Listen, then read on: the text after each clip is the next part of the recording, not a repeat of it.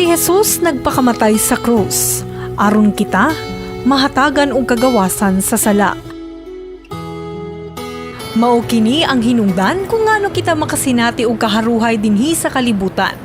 Pinaagi usab sa mga tao nga gigamit niyang instrumento aron kita makabati og tinuod og tumang kalipay. Apan dili sa tanang higayon, makasinati kita og kaharuhay. Tungod adunay mga higayon nga tugutan sa Ginoo ang kasakit alang sa atong kaayuhan. Atong paminawon ang love story sa atong kasama What's Your Story couple, Socrates ug Adorasyon Labaho, kalabot sa ilang mga kaagi sa ilang panaghigugma sa matag usa. Naayon ni silingan sa bansalan nga nag-ami diri sa Davao. Natingala ko kay naaman siya kauban, yan gipaila-ila sa ako si Boy. Sigog suroy-suroy silang lugar kay wa ko ila kaila diri sa Davao. Moto nga sige nagka-close mi. Antod nga gyud may relasyon. Ako ang igsuon nga mauna ni siya, nakita niya nga close relationship nami. Gibabagan gyud ko niya. Kung sigihan og lupiman dili gyud ko moduo sa ilaka. Sa ilahang mga family kay mga pamilya nga daghan kay siya gipansulti nga dili maayo nya nag-eskwela pa daw ko mo ginayang gina-remind dili man gyud ko niya ma-stop kay from that time on murag ang akong kaluoy nag-start na sa iya so gisulti niya sa ako ang ginikanan unsa ilang giingon uli ka sa bansalan so that day ilag giguyab gyud ko sa akong inakan back to bansalan.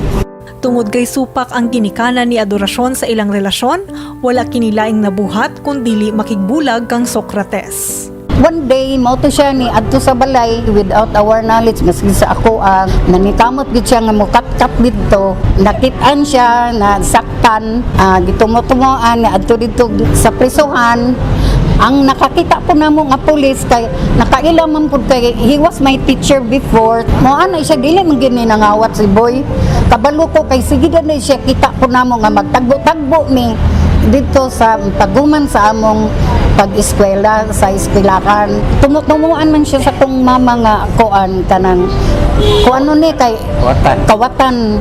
Nangawat gyud nangawat. Tungod sa mahait nga pulong nga gibuhian sa inahan ni Adorasyon, wala kinilaing mabuhat kundili mubiya ug makig-uban kang Socrates. Disregard. Disregard naman mi siyang ginikanan. Nanarbaho na lang ko dito. Nag-desire ko nga maka-drive og pedicab, nagsugod ko sa pedicab. Antod nga nakabalo siya pag-drive sa 4 wheels, ning siya mamalik ta sa Davao. Pag-drive na niya sa bachelor bus, diha na arang-arang naman ang iyang kita.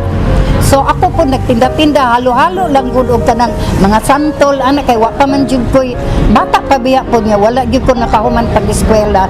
After that, naana mi kanang pwede na ko maka tuition fee dito ko ni eskwela. At least nakahuman ko sa kaluoy sa Ginoo. Ang amo ang gugma, perseverance po to go through. Kung si Adorasyon ang pasultihon, nakalampos kini sa tanang pagsulay sa ilang panag-uban ni Socrates, gumikan sa ilang paghigugma sa matag usa. Ingon man ang pagbutang nila kang Jesus sa sentro sa ilang relasyon.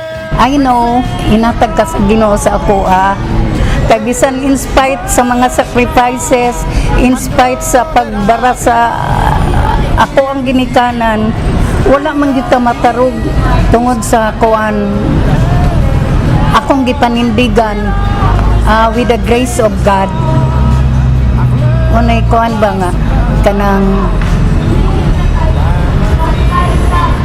my love will see you through until God will take me away from you. I remain to be true and faithful to you. Nagpasalamat ko sa Ginoo sa ang daw sa anak sa mong kinabuhi na antod karon may kaisa lang gyapon ni mulo daghan kay trouble away na tanan. Pasalamat ka sa iya halabo na sa Ginoo bisan sa among mga sayo among mga failure sa among love life antod karon nag 62 years old ako.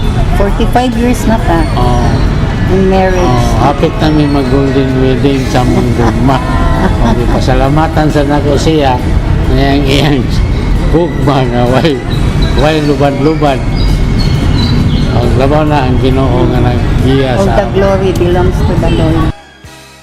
Kasama sa panahon nga ikaw makasinati og mga pagsulay sa kinabuhi, ayaw kalimti ang pagsampit kanunay sa Ginoo, tungod kay nasayod siya sa atong mga kasinatian, ingon man sa atong katakos ug kapabilidad.